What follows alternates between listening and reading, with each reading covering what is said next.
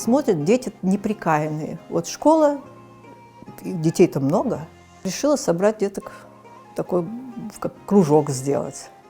И большой проблемой было то на тот момент, что, в принципе, дети не знали ни культуры, ни традиций, потому что родителям было немножко не до этого.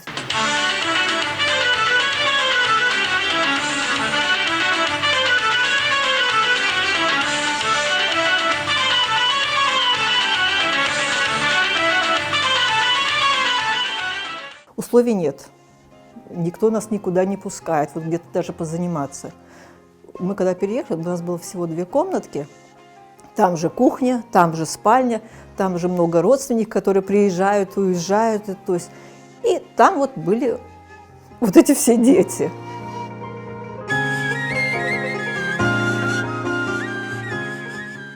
А ничего нету, костюмов нету, как бы ни обуви, ничего нет. И помню, мы поехали, тогда еще был центральный универмаг в Симферополе, там были столы раскроя, анашки все со своих сундуков вытягивали эти ацетатные шелка разных цветов, купили всем чешки, фесок нет, из чего их сделать, бархата нету, ничего нет.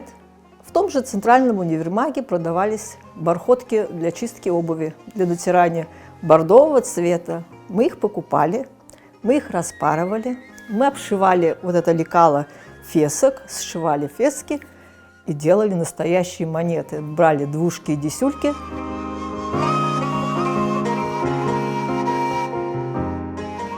Мы организовали такой вечер, естественно, она там всем этим руководила. Называется «Давайте познакомимся, Тана Шулайк». Куда были приглашены, естественно, все жители села, наши крымские татары и руководство. Были накрыты столы, было весело, было интересно. У многих открылись глаза, оказывается, не все так страшно от того, что они приезжают.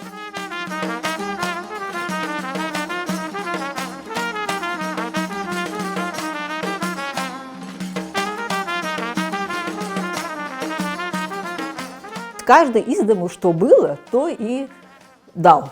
Миндерлер, потом пешкрлер, кубетелер пеклись. Штук 9-10 разновидностей у нас было кубете. Рамет Лебетан, это Анашкина мама.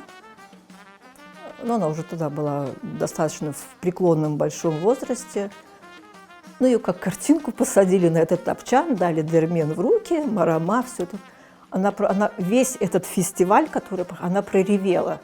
Потому что она даже представить не могла, что когда-то наступит такой день, что она будет сидеть на берегу Салгира, крутить дермен, вокруг будет звучать наша народная музыка, и к ней будут подходить старожилы, которые еще до войны здесь жили в Крыму, и будут петь наши песни.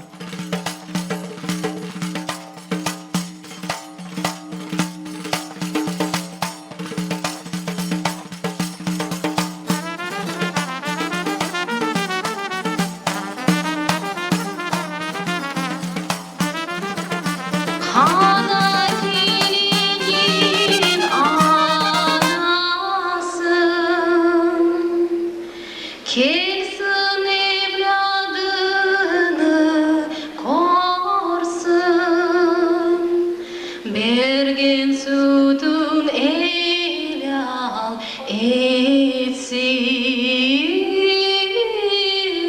ağlasın ki ağlasın. Bu adam pek güçlüydü. Her bir taraftan. Ruhu, özü, imanı. Lütfiye mektepte okuyanda 10. sınıfta 3 kere paraşütle samolyotdan sekirgen edi. Bu epizod men onu bilgen son mağa aytgan edi. Pek gururlandım onun. Çünkü bu irade gerek. Güçlü irade gerek bu. Lütfiye bir vakit boldurdum demek. Ona söz yok edi. Çünkü o bu balalarını severdi.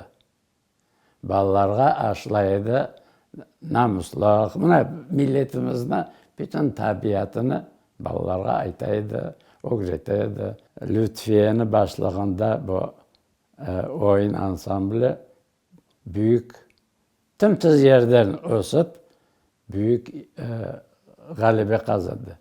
Ben özüm canı yürekten yardım ettim sahnada dekorasyon yapmaya.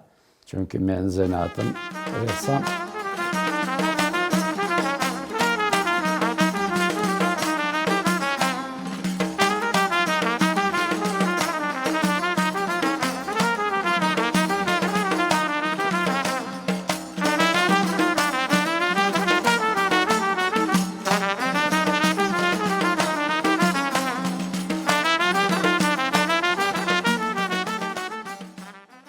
Это такая была школа, я не знаю, даже к тому времени, как школа развития для ребенка. Это не просто танцы или не просто театральные какие-то постановки. Это не просто был там руководитель ансамбля. Это наша была мамочка, наш психолог. С ним было таких ситуаций, когда, например, она не находила тех нужных слов, чтобы нас поддержать, и чтобы вот с ней можно было найти выход из любой ситуации. 1 сентября Лютфиета сделала 2 номера для школы на 1 сентября. Ну, я посмотрел на это все. Что-то меня так впечатлило это все. И я пойду. Пришел домой маме, говорю, я пойду. Ее хватало на всех.